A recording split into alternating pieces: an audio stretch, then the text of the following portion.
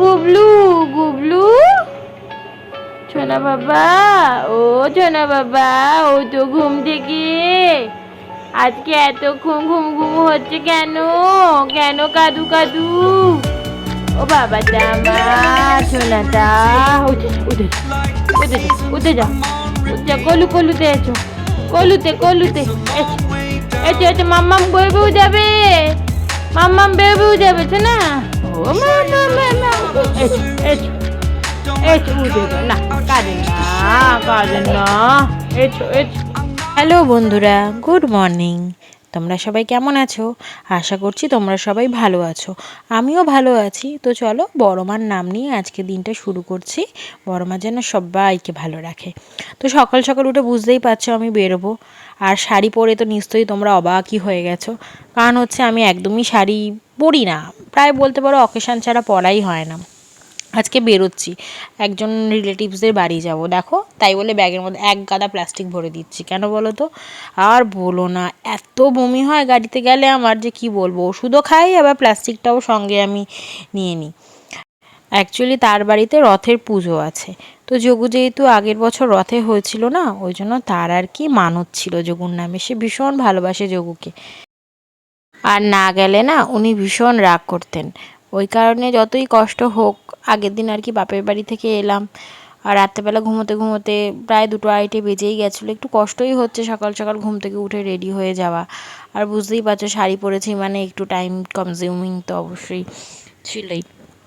তো কী আর করা যাবে, আর যোগুরও ঘুম হয়নি, ওর জন্য গাড়ির মধ্যেই ঘুমিয়ে পড়েছে।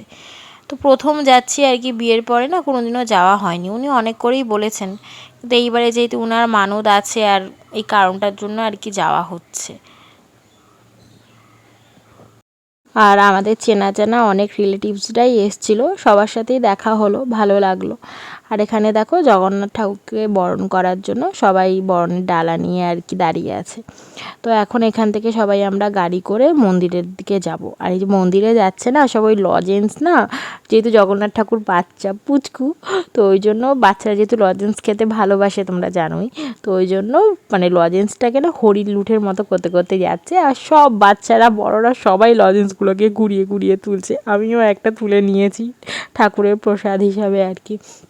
আর এইদিকে এই যে বাবু মশাই কাকাকে পেয়ে কাকার গায়ের ওপর একদম ঝাঁপিয়ে উঠেছে। আমি ভাবলাম কাকাইকে বোধহয় চিনতে পারবে না, এতদিন পর দেখছে। কিন্তু ওই যে বলে না রক্ত কথা বলে, ঠিক মানে রক্তের সম্পর্কে মানুষ কোনো দিন ভোলে না। ঠিক কাকাইকে চিনতে পেরে গেছে, তো আমার নিজের লোক, কাকাই কাছে ঝাঁপটে চলে গেছে। এদিকে কিন্তু বাবু মশাই কারুর কোলে যায় না, কারুর কোলে না। দেখ ভালোই হয়েছে, এটাই তো চাওয়া, তাই না? আর এখানে এই যে দেখো ঠাকুরকে কি সুন্দর সাজিয়েছে, এই যে পুজো দিচ্ছে। আমারও না ভীষণ শখ এরকম ছোট ছোট জগন্নাথ বলরাম সুভদ্রা কেনার, ঘরের মধ্যে বেশ পুজো দেব। আর এই রোদে গরমে যা কষ্ট হচ্ছে না কি বলবো। আর এখানে দেখো রথটা দাঁড়িয়ে দাঁড়িয়ে সাজানো হচ্ছে, আমিও দেখছি বেশ ভালো লাগছে, পুরো রথটাকে ফুল দিয়ে সাজাচ্ছে। কিন্তু এই অবস্থায় মুখ চোখ তো একদম ঘেমে অবস্থা কাহিল হয়ে গেছে। মনে হচ্ছে কখন একটু ঘরে গিয়ে রেস্ট নেব। যোগুরও ভীষণ কষ্ট হচ্ছে। একটুখানি পুজোটা দেখে তারপরে আমরা সবাই মিলে ঘরে চলেই গেছিলাম। আর বাবু মশাইয়েরও ঘুম পেয়ে গেছে।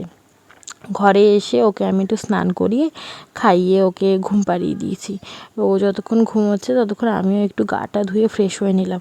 আর পারছি না জানো তো এই গয়নাগাটিগুলো পরে থাকতে। আমার শাশুড়ি বলেছিল গয়নাগাটি পরে যাবে, একদম খালি গলায় যাবে না। এবার সত্যি কথা বলতে সেটাও দেখতে বাজে লাগে, কিন্তু আমি না একদম আনকমফোর্টেবল লাগে, একদম ভাল লাগে না। মানে আমার কোনো গয়নাগাটিই পরতে ভাল লাগে না, না সিটি গোল্ড না ফ্যাশনেবল, কিচ্ছুটা না। তো কোনো রকমে আর কি গলাটা খুলে দিলাম, কানটা খুললাম না, ন্যাড়া ন্যাড়া লাগবে, দেখতে থাক।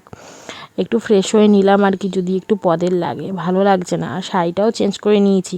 গাড়িতে আস্তে আস্তে যোগু যা দুষ্টুমি করছে মানে কি বলবো, শাড়ি ফাড়ি প্রায় টেনে বোধহয় ও খুলেই দেবে। তো আর কি একদম শাড়ি ন্যাতা হয়ে গেছিলো। তো এই একটা আবার সুতির শাড়ি পরে নিলাম, পরে নিয়ে এখন আমরা খেতে যাব। আর এই যে বাবু মশাই ঘুম থেকে উঠেই খেলতে লেগে পড়েছে কাকায়ের সাথে। কাকাও পেয়েছে এতদিন পর ভাইপোকে, সে কি আর ছাড়ে। আর বাবু মশাই তো একদম জল পেলে আর মানে উঠবেই না সেখান থেকে, একদম বেসিনের কাছে নিয়ে যাচ্ছে, জলটা নিয়ে নিয়ে খেলছে। কারু কোলে যাবে না, দেখো দাদুভাইটা কোলে নিল, কারু কোলে গেল না, চলে এলো, এত বদমাশ কাকায়ের কাছে। আর এখানে দেখো সব কীর্তন হচ্ছে, হরিনাম হচ্ছে, বেশ ভালোই লাগে। তো আমরাও এখানে খেতেই চলে এসেছিলাম। অনেক লেট হয়ে গেছিলো আমার, যেহেতু ছেলেটাকে ফেলে আমি যেতে পারছিলাম না। আবার খুব বৃষ্টি হচ্ছিল, তো এই কারণে একটু লেটই হয়ে গেল। যাক, খাওয়া দাওয়া বেশ ভালোই করেছিল। জগন্নাথ দেবের যা প্রসাদ হয়, খিচুড়ি, পায়েস, বাঁধাকপির তরকারি, এইসবই হয়েছিল। আর এখানে এই যে আমাদের যাওয়ার সময়ও হয়ে গেছে, চলে যাব, বেশি দেরি করলে হবে না, যেহেতু গাড়িটা 12 ঘন্টার জন্য বুক করে আসা হয়েছে। এতেই এখন 6টা বেজে গেছে। তো এখানে এই রথের দড়িটা টেনে আমরা বেরিয়ে যাব। যা ভিড় হয়েছে, টানবো কি, তার মধ্যে মাটি ঘাটি একদম ডেবে যাচ্ছে এখন বৃষ্টির জলে, মানে হাঁটাই যাচ্ছে না। টুকটাক মেলা ঘুরে আমরা সব বেরিয়ে গেলাম।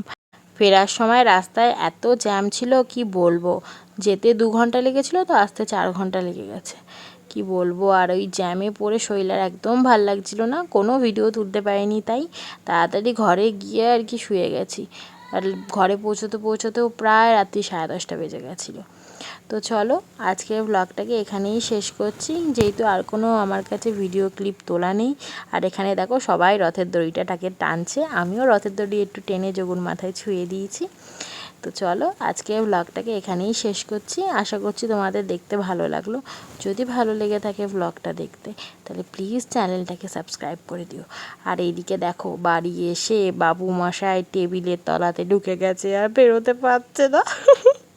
দুষ্টুমি শেষ নেই ওর।